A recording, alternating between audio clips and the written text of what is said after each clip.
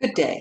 My name is Kay Faesel. Today I'll be talking to you about what I explored in regards to the effects of COVID-19 within the United States based on state populations to see if the higher populated states has actually higher percentage of cases slash deaths as the media would lead you to believe. The media has really focused on the raw numbers. Most time you don't hear about anything about percentages. It's all about 100,000, 200,000, or 50,000. Or in Kentucky recently has been, we have 227 more cases in Warren County than we had yesterday. But is that really truly the facts? So I have some conspiracy theories that we'll allude to at the very end, but the point of this presentation is per capita, the raw numbers really telling the story?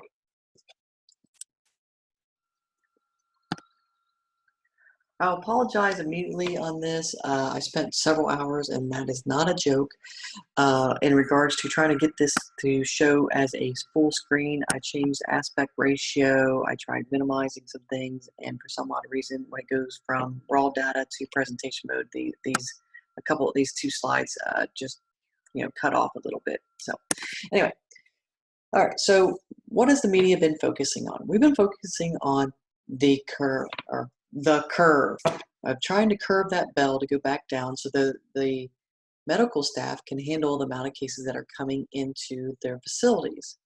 If you look at the blue line, it shows the amount of cases that have been reported. The orange area is confirmed cases from March 1st of 2020 through May 10th of 2020.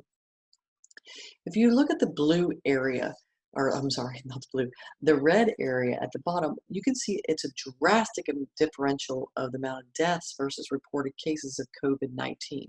Now, I know you've been listening to the news just as much as I have, and it seems like anybody who's going to contract this pandemic is subject to pass away. Initially, it was talking about the older groups and the younger, the ones that were more susceptible. Now, it just seems like the media keeps on focusing on that. If you get this, if you don't take the precautions of wearing your mask and the next person wear their mask, that you're basically destined to pass away. This visual representation shows you very clearly that that is not the case. We have, if you look at the 21st of April, you saw there was 2,426 deaths to the 22nd of April, 28,000 confirmed cases. So that is not representation of what the media scare tactic that has been going on.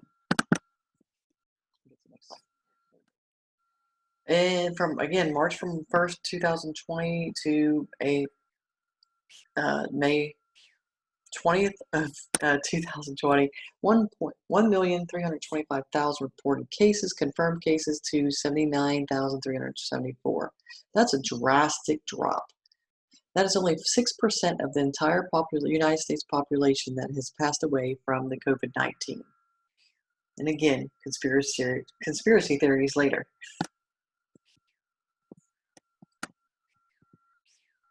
So therefore, I wanted to see on a state-by-state basis what that really entails.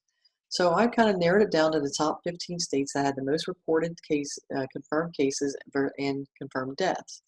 If you read this documentation, it shows you that New York, with their 335,000, 26,641 death to confirmed ratio, that comes out to, of all the cases in the United States, 32% of all cases come from New York, confirmed cases.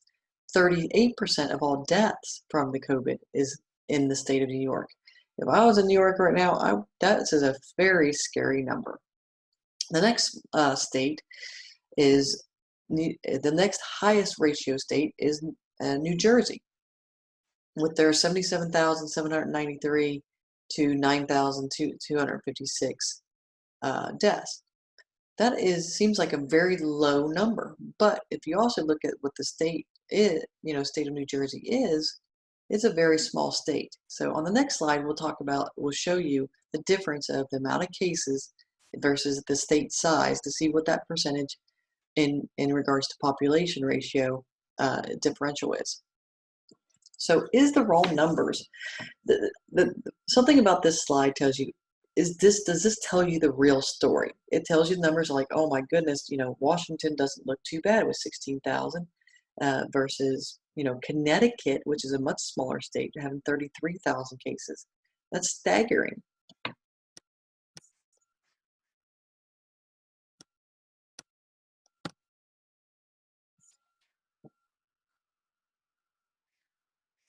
Oops, went one slide too far.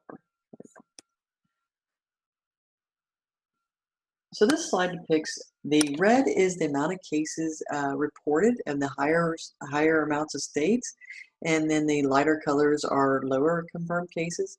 The gray dot shows the population density. So let's go hit this little New Jersey. Or I'm sorry, if I can find New Jersey in my geography here. New Jersey has 148,000 cases. Their population is 17 million personnel, a lot larger than what I would have figured for such a small state. So having data like this visual representation where you can kind of scroll over and look at each entity as its own succinct spot will give you much better information regarding just that raw data. Unless you put some context to that raw data of what does 25,000 cases mean, or over a spread of 23 million, that gives you a little bit more representation of what's actually happening out there. Now, I said I'd get you to conspiracy theories. This is what I think. Based off the news I've watched, all of a sudden heart disease has crashed, flu deaths has crashed.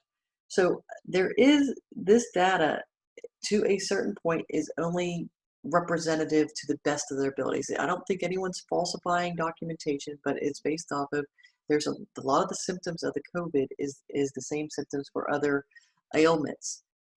So therefore, the overall increase of death has occurred, but I don't necessarily believe that all these statistics that are written in these documents and the things we read from the WHO is exactly accurate. I think it's to the best of their ability, and it is a representative, and it is a scary situation. However, I think I personally feel, again, conspiracy theory, that it's just hard to diagnose that is truly true. I believe I read an article in regards to the mortuary affairs individuals that they focus all the testing on the living. So some of the people that have passed away, if they weren't pre-diagnosed beforehand, if they had some of the symptoms that are considered COVID-19, that is what they're putting on their death certificates. So again, take some of the data that you get from the news outlets. As we all know, fake news does exist.